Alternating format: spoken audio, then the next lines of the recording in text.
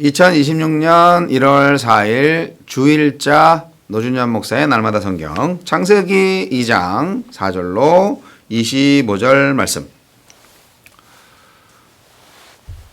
이것이 천지가 창조될 때에 하늘과 땅의 내력이니 여호와 하나님이 땅과 하늘을 만드시던 날에 여호와 하나님이 땅에 비를 내리지 아니하셨고 땅을 갈 사람도 없었으므로 들에는 초목이 아직 없었고 밭에는 채소가 나지 아니하였으며 안개만 땅에서 올라와 온 지면을 적셨더라. 여호와 하나님이 땅의 흙으로 사람을 지으시고 생기를 그 코에 불어넣으시니 사람이 생명이 되니라. 여호와 하나님이 동방의 에덴에 동산을 창설하시고 그 지으신 사람을 거기 두시니라. 여호와 하나님이 그 땅에서 보기에 아름답고 먹기에 좋은 나무가 나게 하시니 동산 가운데에는 생명나무와 선악을 알게 하는 나무도 있더라. 강이 에덴에서 흘러나와 동산을 적시고 거기서부터 갈라져 네 근원이 되었으니 첫째의 이름은 비손이라. 금이 있는 하윌라 온 땅을 둘렀으며 그 땅의 금은 순금이요 그곳에는 베델리엄과 호마노도 있으며 둘째 강의 이름은 기혼이라. 구스 온 땅을 둘렀고 셋째 강의 이름은 히데길이라. 아수르 동쪽으로 흘렀으며 넷째 강은 유브라데더라. 여호와 하나님이 그 사람을 이끌어 에덴 동산에 두어 그것을 경작하며 지키게 하시고 여호와 하나님이 그 사람에게 명하여 이르시되 동산 각종 나무의 열매는 네가 임의로 먹되 선악을 알게 하는 나무의 열매는 먹지 말라. 네가 먹는 날에는 반드시 죽으리라 하시니라. 여호와 하나님이 이르시되 사람이 혼자 사는 것이 좋지 아니하니 내가 그를 위하여 돕는 배필을 지으리라 하시니라. 여호와 하나님이 흙으로 각종 들짐승과 공중의 각종 새를 지으시고 아담이 무엇이라고 부르나 보시려고 그것들을 그에게로 이끌어 가시니 아담이 각 생물을 부르는 것이 곧 그 이름이 되었더라. 아담이 모든 가축과 공중의 새와 들의 모든 짐승에게 이름을 주니라. 아담이 돕는 배필이 없으므로 여호와 하나님이 아담을 깊이 잠들게 하시니 잠들매 그가 그 갈빗대 하나를 취하고 살로 대신 채우시고 여호와 하나님이 아담에게서 취하신 그 갈빗대로 여자를 만드시고 그를 아담에게로 이끌어 오시니 아담이 이르되 이는 내 뼈 중에 뼈요 살 중에 살이라. 이것을 남자에게서 취하였은즉 여자라 부르리라 하니라.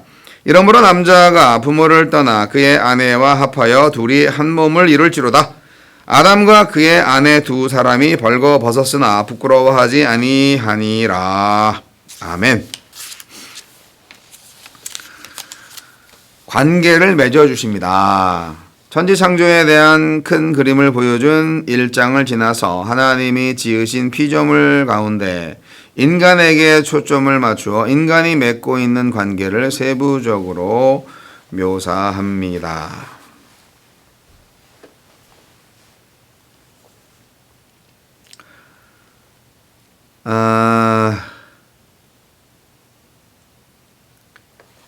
인간을 만드시고 인간의 창조 목적까지 말씀을 하셨는데 그게 창세기 1장에서 다 말씀하신 건데 창세기 2장은 분위기가 좀 완전 다르죠.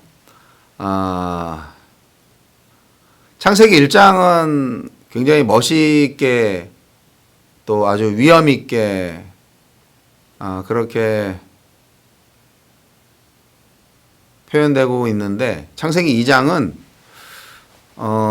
동화처럼 그렇게 느껴지는 건 저만 그런가요?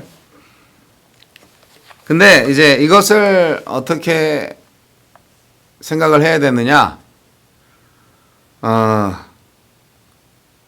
중요하지 않습니다. 창세기가 누가 썼는지 언제 쓰여졌는지 그런 것은 사실 사람에 따라서는 중요할 수도 있는데 성경을 우리가 미끼로 작정을 했다면 어차피 사람이 사용된 거잖아요. 하느님의 말씀, 성경이 사람을 통해서 이루어진 거예요. 그것을 믿느냐 안 믿느냐는 사실 사람의 선택인데요. 믿기로 했으면 이것을 뭐 분석하고 뭐 그런 거 말고 이렇게 기록되어진 말씀이 나에게로 왔을 때 이 말씀이 나에게 어떤 의미가 있느냐 그것을 보는 게 중요하죠. 오늘 말씀은 여자를 창조한 부분이 되게 인상적입니다.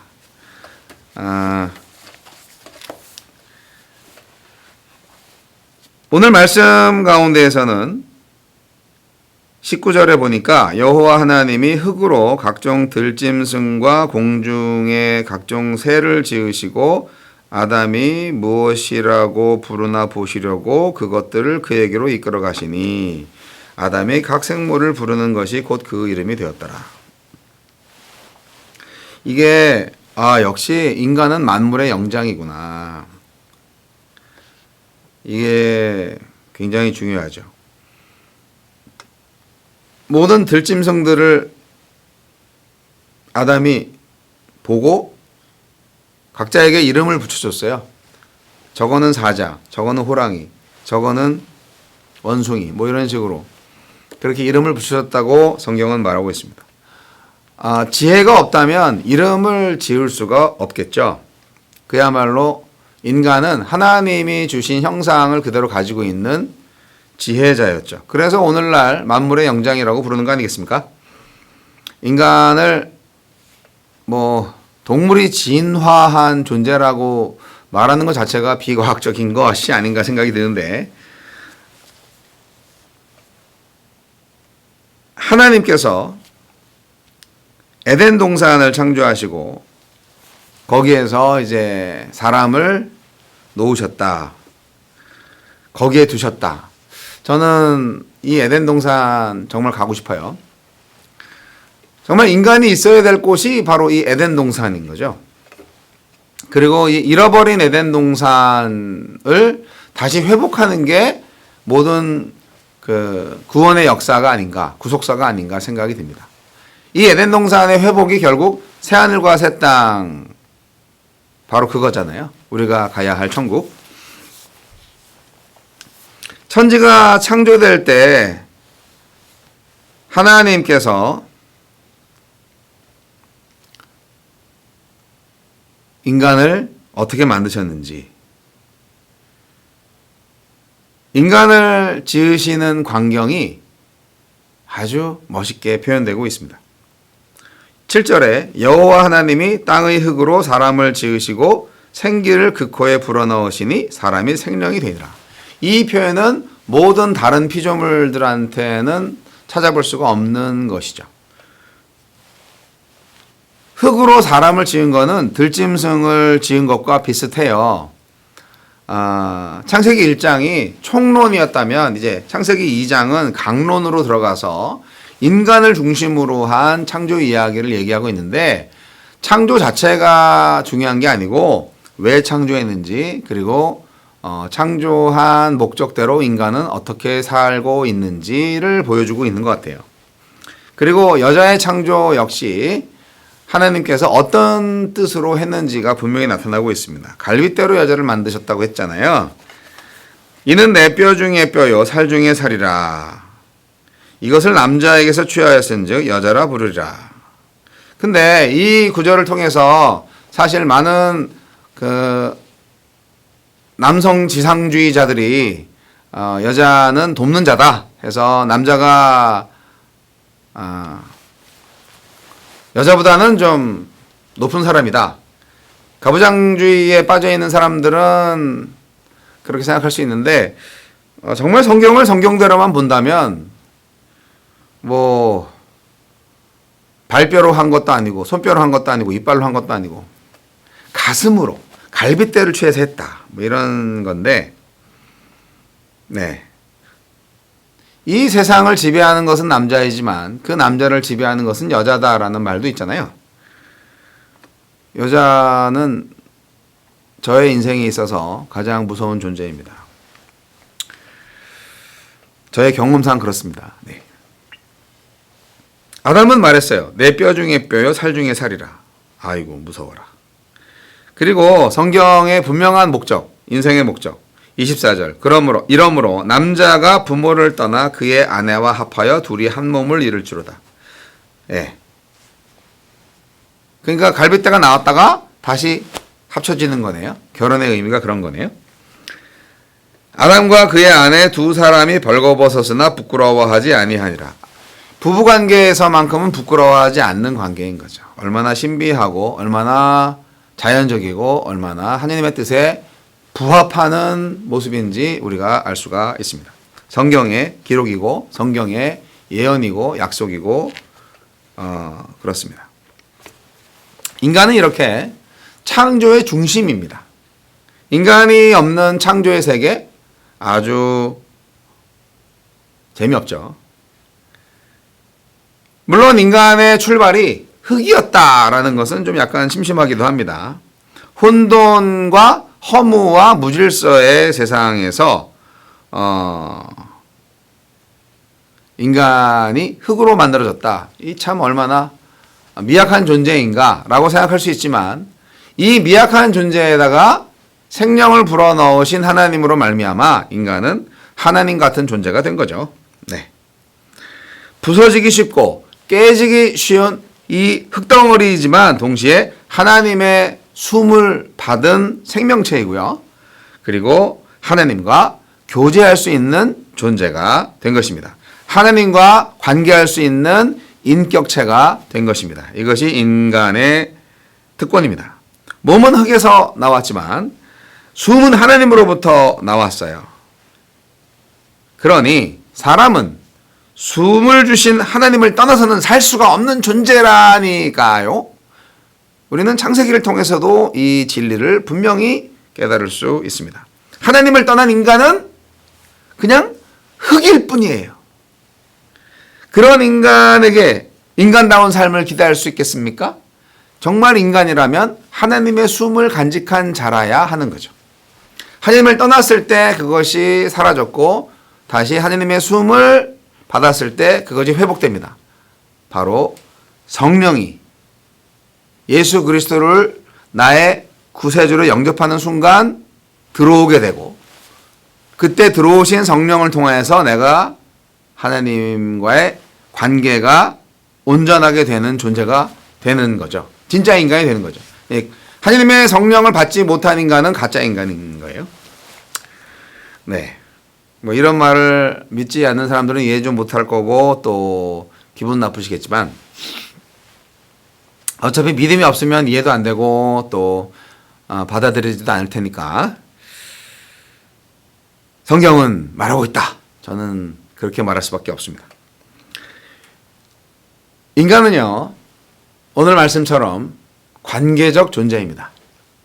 하나님을 믿는다는 거요. 예.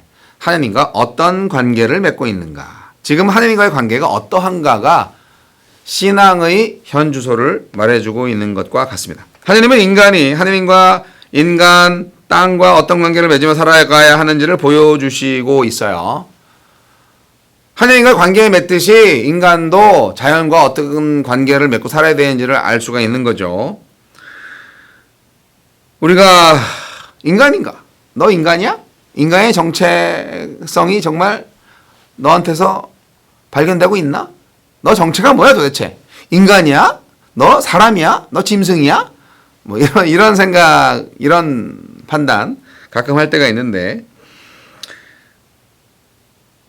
이것이 무엇으로 결정되느냐? 오늘 말씀 속에서 바로 인간이 인간됨은 인간의 창조주인 하나님과의 관계에서 결정된다 하는 것입니다. 사람과 하나님과의 근본 관계를 기억할 수 있도록 오늘 성경은 에덴 동산 이야기를 해주고 있습니다. 특별히 에덴 동산에 선악과를 만들어 놓으셨죠.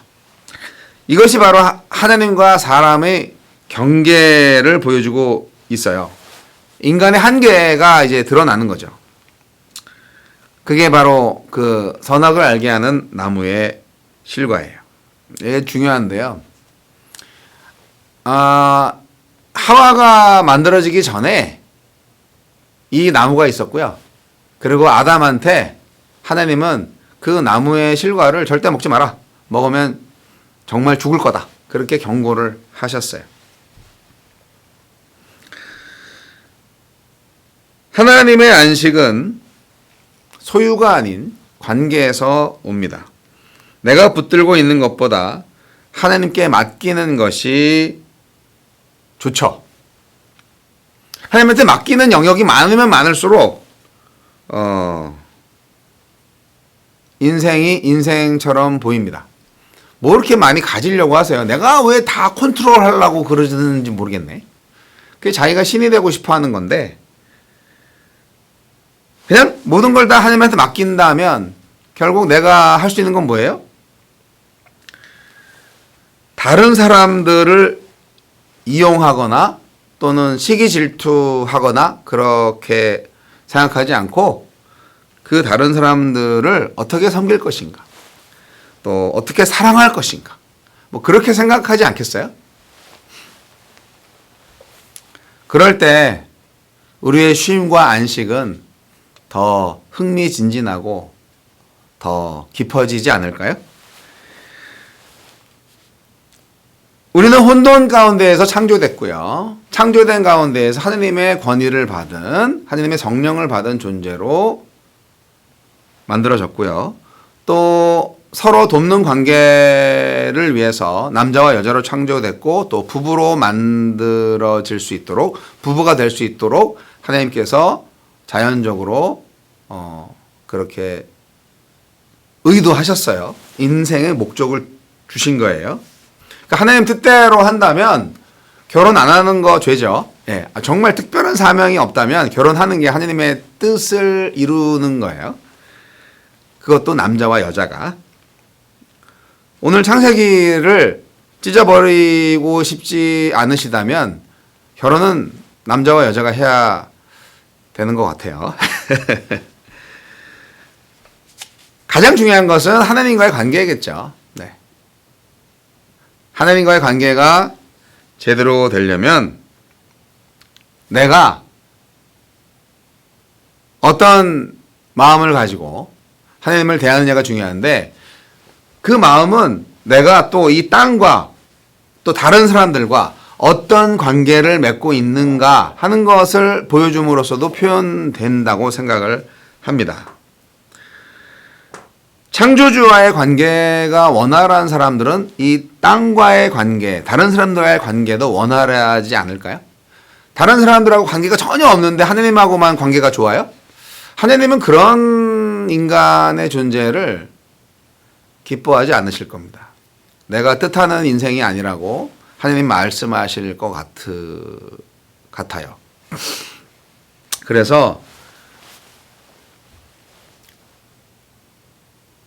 정말 하나님과의 관계가 어떤가를 점검을 해본다면, 그리고 그 관계가 제대로 될 수 있도록 우리가 많은 것들을 조정해 나간다면 에덴 동산이 가까이 오지 않을까요? 나의 마음의 평안이 이미 와 있지 않을까요?